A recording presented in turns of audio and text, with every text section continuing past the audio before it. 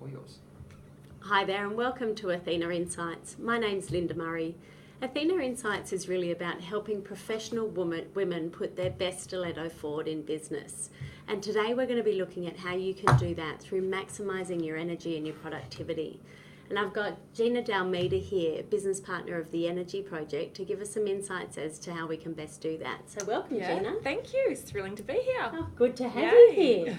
So the Energy Project, can you tell us a little bit about that and how you found it and what it's all about? Absolutely. So the Energy Project came to us. I work for a beautiful boutique recruitment firm, Mondo Search, in the city. And we, beyond finding great talent for our clients, we wanted to be able to take it further than that and extend on the relationship and help them to keep great talent within their business, keep them productive, keep them passionate, keep them committed, keep them happy in their working environment. Fantastic. Great. So a real value add for your existing clients. People are really stretched and it's hard to keep people engaged in the workplace. So if you can find some keys to do that, then you're unlocking some enormous potential within the business and within each individual. It becomes a far more satisfying place to be. Yeah, great. Yeah.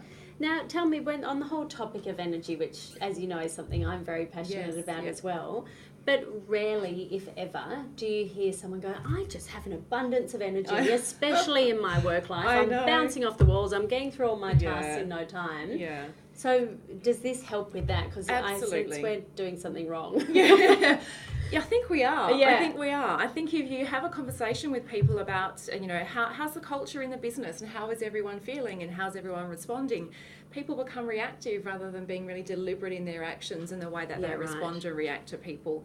And we're running out of time. We've got 168 hours in a week, can't give you any more. There's got to be another strategy.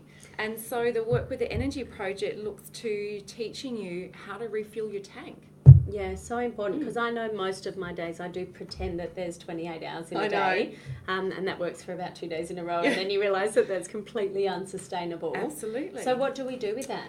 So the thing with the Energy Project is we look at it in a really holistic viewpoint. So there's four energies, four dimensions of energy: physical, spiritual, emotional and mental.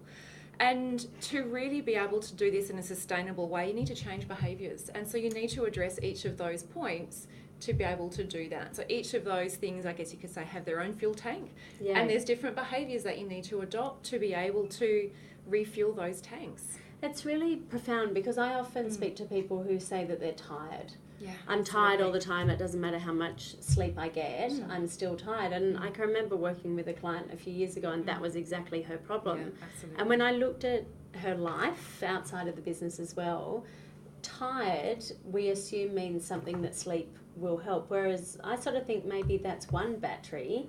So your physical exhaustion. Absolutely. But as you say, there are these other battery packs that we forget about them. Well, we do, because we blanket tired. Absolutely. So it's almost challenging what sort of tired are you, and therefore which battery is drained. Absolutely. And it's interesting you raise the sleep issue, because physical is the foundation. You really need to have your physical energy under control before you can build the other ones. But current strategy is time. We pull away from time that we could be exercising or doing something to make ourselves feel good. We pull away from our family, we pull away from spending time with our friends, and we sacrifice sleep. So rather than getting our 8 hours, we're getting far less than that. But it's also the time we're taking away from, spending some time to yourself, doing your yoga, doing your exercise.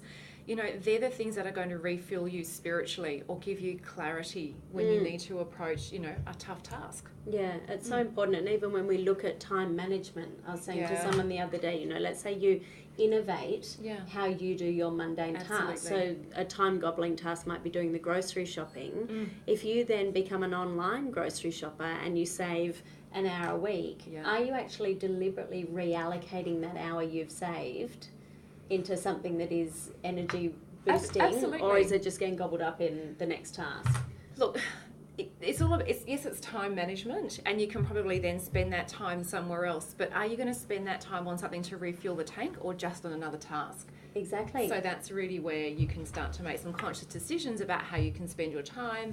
and how you can more effectively refuel those tanks. Okay, so and I think conscious decisions is key there. So how can we actually deliberately go about making those changes? So we talk about creating energy rituals, and they can look really different for everyone, and I think that's one of the amazing things about the program.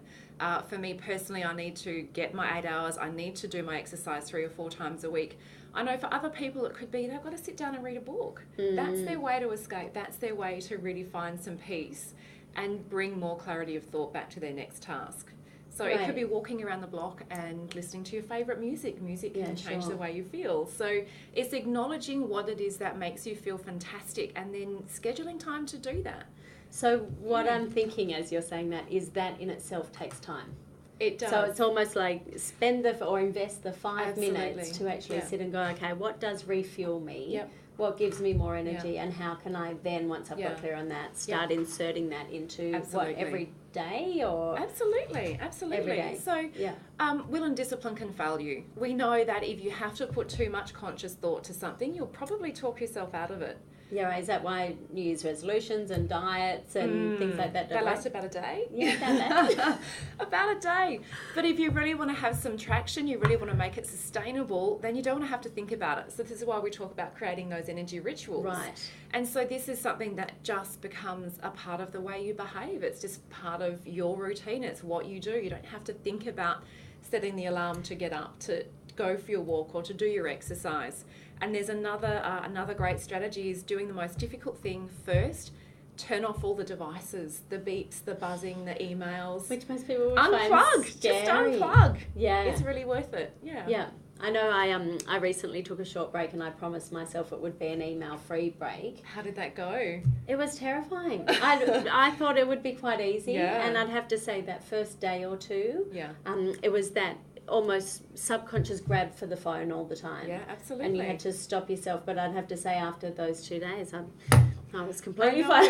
Absolutely. The world was a million miles away, and I think it's that almost fear that the world's going to stop or something will happen in our absence. And that feeling of connection as well. As human beings, we want to feel as though we're not missing out on something. What if something happens and I need to be a part of that? Or just feeling connected to what's going on around you. And you know, there's a recognition that, okay, that's important, and what is that satisfying for me? What am I really taking from that? What else is really going on here? So it's digging a little deeper as well. Yeah. That sounds like a whole lot of introspection that would be valuable. Really important too, because if you know what drives you, if you know what you're reactive to, you can then become more deliberate about the way you're spending your time and taking the time to refuel. The other thing that comes up a lot when we look at time management and where we're saving time and losing time is our good friend multitasking, which isn't that a good one? We all do. Yeah. But and as women, we're particularly good at multitasking. We juggle lots of things, absolutely. So is there a science around? It's a myth. That? Multitasking is a myth, and this is the really interesting thing. I, for one, mother of 2 children, working full time, have a family and a household and friends and everything to balance. I think that I can multitask. It doesn't really happen. What we're doing is one thing, stopping it, refocusing, starting something else, stopping it, refocusing, starting something else. So we're actually losing momentum. We're losing the thought process, and you end up taking 2.5 to 3 times longer to complete each of those tasks than if you just did one, finished it, and then started the next. So you're actually, creating more work, less focus, and more time takes you more time. Absolutely. Wow. It's fascinating, isn't it? It is. It's amazing. So some tips as to what we can do, because obviously, as you said, this is behavioural change. Absolutely. It's not just going to happen overnight, but the rituals are a great way of doing it. And the perfect example is with brushing your teeth. You don't walk past. Well, I hope you don't walk past the bathroom and go, "Oh God, I haven't done that for 3 days." Let's hope not. Yes, exactly. It's just part of what we do. It's become unconscious to us. Yeah. So I can give 3 takeaways. Okay, let's do 3 takeaways. Breathing. Take the time to stop and breathe. Now, it's interesting. We live in a world where we get quite stressed, we're anxious, we're running from one thing to the other. Our cortisol levels in our blood obviously goes up. Now, that's cortisol stress hormones. Your stress effectively. hormone. Okay, absolutely. fantastic. So this is not meant to be in our bloodstream for a long period of time. It's not a healthy way of being. So if we can concentrate on some breathing, we can actually reduce our cortisol levels in our blood by about 80%. Wow. By doing about 6 cycles of quality breathing, and that's simply breathing in through the nose for the count of 4, holding it for a count of 2, and then just letting it out for a count of 6. Great. The out to the count of 6 is quite important because you've really got to push it out. And then you can take that next nice big breath in. A lot. I think we are always rushed and breathing quite shallowly. So to breathe out to the count of 6, Absolutely. I imagine you'd be almost you've got to push it out. So you've got to use your core. You've got to almost change your muscles through your shoulders as well. So it means you're actually reframing and resetting yourself physically as well. Yeah, fantastic. Yeah. Oh, good. What Clarity else have of thought follows. It's fantastic. So the reason I started with breathing is because my next one is talking about working in 90-minute blocks. So we all know that within our sleep, we have sleep cycles. We go in and out of different sleep cycles. We do that through the day as well, and it's called our ultradian rhythm.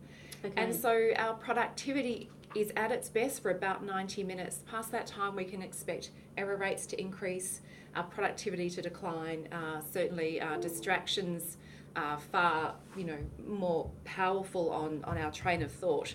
So if you can work for a 90-minute block, then take a refresh break, and that refresh break could be the breathing, 4 to 6 cycles of that breathing. Then come back to the activity again. That's all it takes, and you've restarted that 90-minute block where you can be productive, focused and on task. That's really interesting, because when you think of an average course that you do or Absolutely. A workshop, it'll be from 9 a.m. till 10:30 when you have morning tea, and then 11 till 12:30. It seems to be structured. And when you think of a room, as you're getting near that 90 minutes, people are getting a bit fidgety and concentrating less. So is that ultradian rhythms this is the ultradian rhythm at work. A lot of the businesses that we work with, there's a few things that they change, and one of them is we won't let meetings go over 90 minutes anymore. And so you can keep people's focus, and if you do schedule a break, let everyone walk away, then they can come back. And you'd have to question the productivity of a meeting that's going over 90 minutes. I even questioned 60-minute meetings. Absolutely. Who said meetings had to be 60 minutes? I always set mine for 45. Yeah. If it goes over, fantastic, and if it doesn't, I feel like I'm being more respectful of somebody else's time. And I think setting a meeting length to the agenda.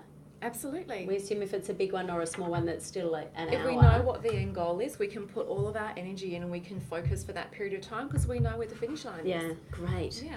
So another tip? Another tip, appreciation. I think if energy is contagious, if we can appreciate ourselves for what we do well, if we can appreciate the people around us for what they do for us and what they mean to us, it's a pretty powerful emotion. So I would challenge everyone watching to appreciate themselves, appreciate others, and watch the knock-on effect. It's really exciting. That's beautiful. Great. Things will happen. Indeed. I know anyone that knows me, I'm a huge believer in morning gratitude. That's how I spend the first 10 minutes of every day is just giving gratitude to everything within me and also to the people around me and the work opportunities and what have you. But even, that whole pay it forward concept of paying a compliment to a stranger is so powerful for you, but to see their face light up when they didn't expect it coming, and obviously it's got to be authentic.